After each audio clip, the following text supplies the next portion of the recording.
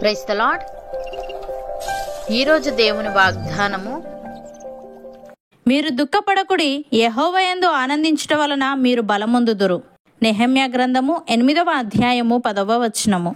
సహోదరి సహోదరులారా, ఇజ్రాయేలు ప్రజలు బబులోను చెర తర్వాత తిరిగి యెరూషలేముకు వచ్చారు. నగరం పాడైపోయింది, గోడలు కూలిపోయాయి, ప్రజల మనసులు విచారంలో ఉన్నాయి.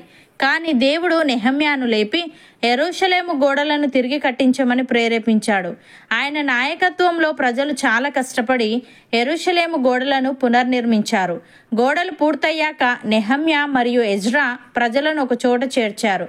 ప్రజలందరూ ఒకే స్థలంలో నిలబడి దేవుని ధర్మశాస్త్రం వినడానికి సిద్ధమయ్యారు. ఎజ్రా వాక్యాన్ని చదవగా ప్రజలు దాన్ని గౌరవంగా విన్నారు.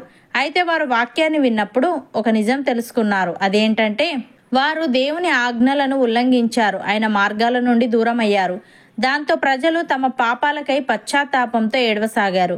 కానీ ఆ రోజు దుఃఖదినం కాదు, అది దేవుడు ఇచ్చిన ఆనంద దినం. కాబట్టి నెహెమ్యా, ఎజ్రా ప్రజలతో ఇలా అన్నారు: మీరు దుఃఖపడకుడి, యెహోవాయందు ఆనందించడం వలన మీరు బలమొందుదురు అని. ప్రియులారా, దేవుని వాక్యాన్ని విని పశ్చాత్తాపడడం మంచిదే, కానీ ఎప్పటికీ దుఃఖంలో ఉండడం కాదు. దేవుడు క్షమించేవాడు. ఆయన ప్రేమలో ఆనందించడం మన జీవితాన్ని పునరుద్ధరిస్తుంది. యెహోవాయందు ఆనందించుట అంటే దేవుని కృప, ప్రేమ, క్షమ, విశ్వాస్యతపై మన విశ్వాసం ఉంచడం. మనం దేవుని మీద నమ్మకం ఉంచి ఆయనలో ఆనందిస్తే అది మన మనస్సుకు, ఆత్మకు, శరీరానికి బలమిస్తుంది. ఉదాహరణకు, దావీదు ఎన్నో కష్టాలు ఎదుర్కొన్నాడు. సౌలు తరమడం, శత్రువులు, కుటుంబ సమస్యలు. కానీ దావీదు ఇలా అన్నాడు: యెహోవా నా దుర్గము, నా గానము, ఆయన నాకు రక్షణాధారం ఆయను అని. అతడు దుఃఖంలోనే ఉండిపోకుండా యెహోవాలో ఆనందించాడు. అందువల్లనే అతనికి ప్రతి యుద్ధంలో విజయం దొరికింది. పౌలు, సీల గొలుసులతో బంధింపబడి గాయాలతో జైలులో ఉన్నారు. కానీ వారు అక్కడ కూడా దేవునికి స్తోత్ర గీతాలు పాడారు. ఆ ఆనందం వారిని బలపరిచింది.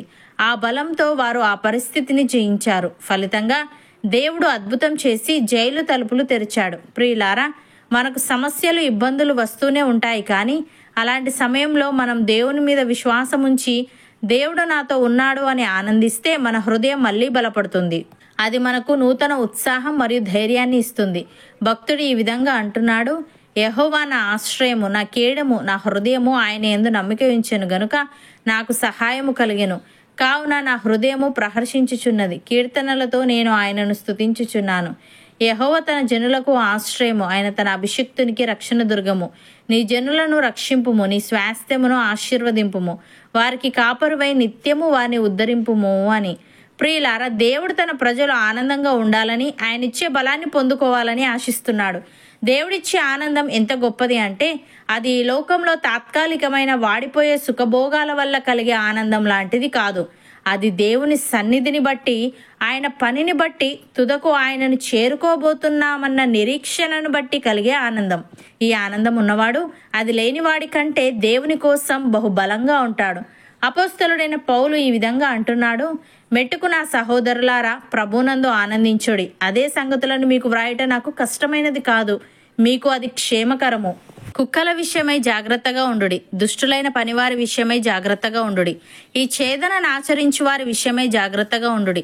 ఎందుకనగా శరీరమును ఆస్పదము చేసుకొనక దేవుని యొక్క ఆత్మ వలన ఆరాధించుచు క్రీస్తు యేసునందు అతిశయపడుచున్న మనమే సున్నతి ఆచరించు వారము. అయినను ఏవేవి నాకు లాభకరములై ఉండెనో వాటిని క్రీస్తు నిమిత్తము నష్టముగా ఎంచుకొంటిని. నిశ్చయముగా నా ప్రభువైన యేసుక్రీస్తును గూర్చిన అతి శ్రేష్టమైన జ్ఞానము నిమిత్తమై సమస్తమును నష్టముగా ఎంచుకొనుచున్నాను.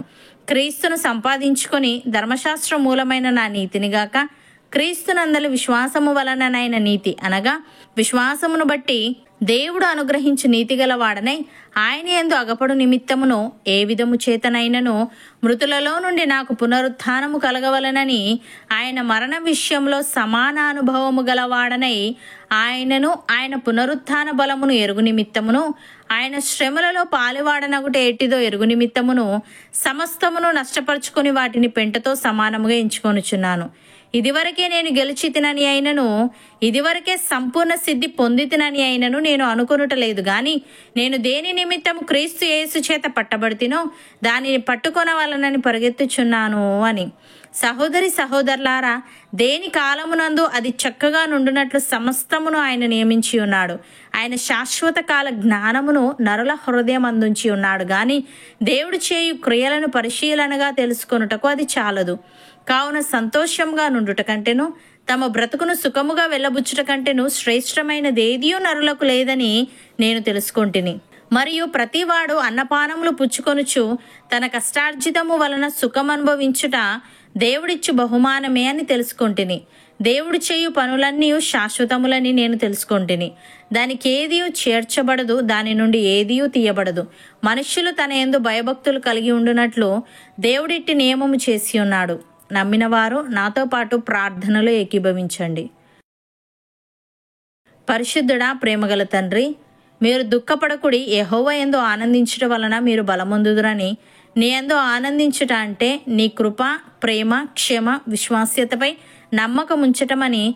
మేము నీ మీద నమ్మకం ఉంచి నీలో ఆనందిస్తే అది మా మనస్సుకు, ఆత్మకు, శరీరానికి బలమిస్తుందని నీవు ఎజ్రా, నెహెమ్యాల ద్వారా తెలియజేశావు. తండ్రి నీకు స్తుతులు.